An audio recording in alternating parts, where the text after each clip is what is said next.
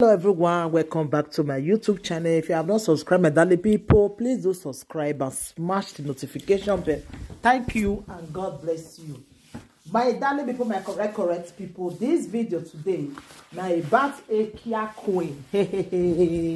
Ekya Queen finally put to bed. So congratulations.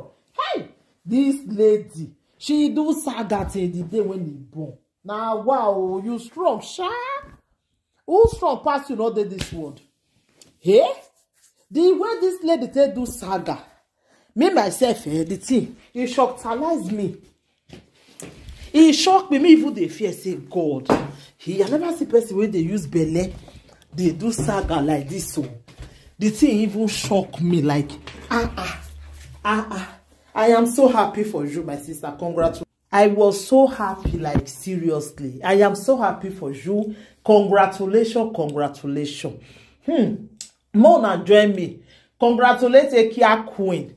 Because she talk and say, if she born pikin, will not celebrate her. You go not say will not love her. I say, why would not go celebrate you? Even though say you they do saga. Sometimes pregnancy they cause and for some people body, you know. So why I don't go happy for you? I am so happy for you. Congratulations, congratulations, congratulations. Mona join me. Congratulate Ekya Queen. Because if person born pikin na happy something. Even though say una they keep my so, even though say she don't insult una for social media, Mona just overlook her. Mona you look at maybe na the season of pregnancy, you know. So I am so happy for you. Congratulations. Because when she they use that belly, they do saga. Even me, I they shock tala. I say, which kind of woman be this one? Which kind of woman be this one? When they use belly, they do saga like this. But God, I am so happy for you.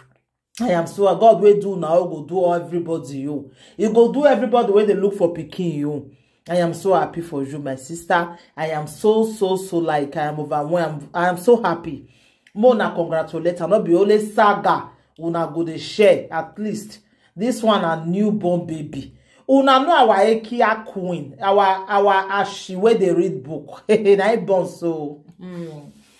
Now she born pikin, so I am so happy because even that day when she did do saga safe, she even talk for there say, be like say I want born so. It be like say I want born so the way this belly they do me. And she talk because he say it be like say I want born so. He saying the in one dance make the water make the water break. He say because the time don't reach where she go take born pikin. I am so happy for her. I am so happy, like seriously. I am so happy. Mona congratulate her, beg. Mona forget say she don't fair insult una. Mona forget say she don't do saga with the belly not be small. Mona congratulate her. I am so happy for her. I am so happy, like seriously. I am so happy, like I am so happy because we just look and say at the symptom of pregnancy and it cause all those problems which they get that time which they do saga, you know. But when I hear say she born, so I am so happy for her. Congratulations, congratulations. Hey, this woman, she I say she's strong, like when she go to do this saga, she go this as it when she go to the talk safe, the thing they shockalize me. I go to say where till they play for this woman? Where till they play? I am so happy. Thank God say she don't finally drop. At least she go day free now. She will come get power now to do the saga. Because she don't born the pikin now. I am so happy for you. Congratulations, congratulations. Mona join me, congratulate her, beg. Mona share the video. Mona congratulate her. I know some people never know now say she don't born pikin. So Mona share the video. I am so happy for her. I am so happy, like seriously. I am so happy. I am so happy. Like, hey, if you enter beside my mind now, my belly dey sweet me. I dey happy for her because this woman do saga. You have to say easy. If you don't get mind, that's the way she do. You not go fit one now. You carry belly to do saga. Who does that? When they go, they insult you with picky everything. I am so happy for you. I am so happy, Ekya Queen. I am so happy for you. Thank God for your life. Thank God for your baby life. Thank God, thank God, thank God. At least she go see cookie base more now. Before she will come start Whether she wants to do saga again, I don't know, but at least she don't born pikin now. She go see rest more. Congratulations, congratulations, congratulations, congratulations, congratulations. Say see wo. Agabia mogeta gogo, see wo. Agi uvedia o, giamo madovea o, uvedia. Giamo madovea o.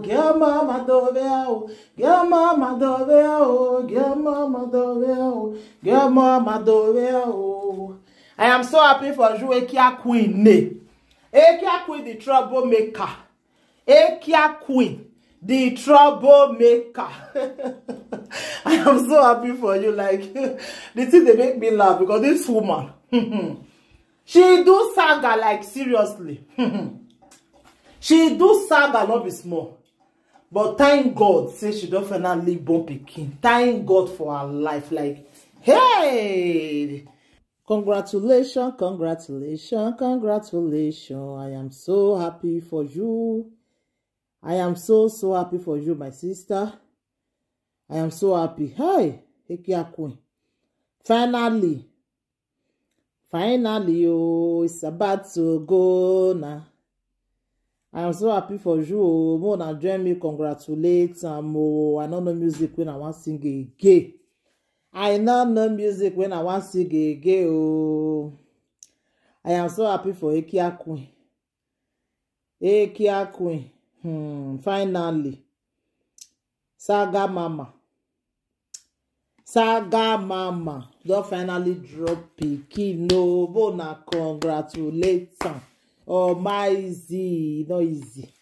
It's not easy, my people. It's not easy. It's not easy. If you be lovers of good thing, may you congratulate Ekya Queen and beg. I just got to beg now. Mona forget the what she don't do before. Mona forget what she don't do before. Oh, this one a pikin matter. Mona forget what she don't do. I am so happy for you. Congratulations. That baby will be a blessing to your life. It will bring a great thing to your life. It will bring a blessing to you and your husband life. I am so happy for you people. I am so happy. Like seriously, I am so happy.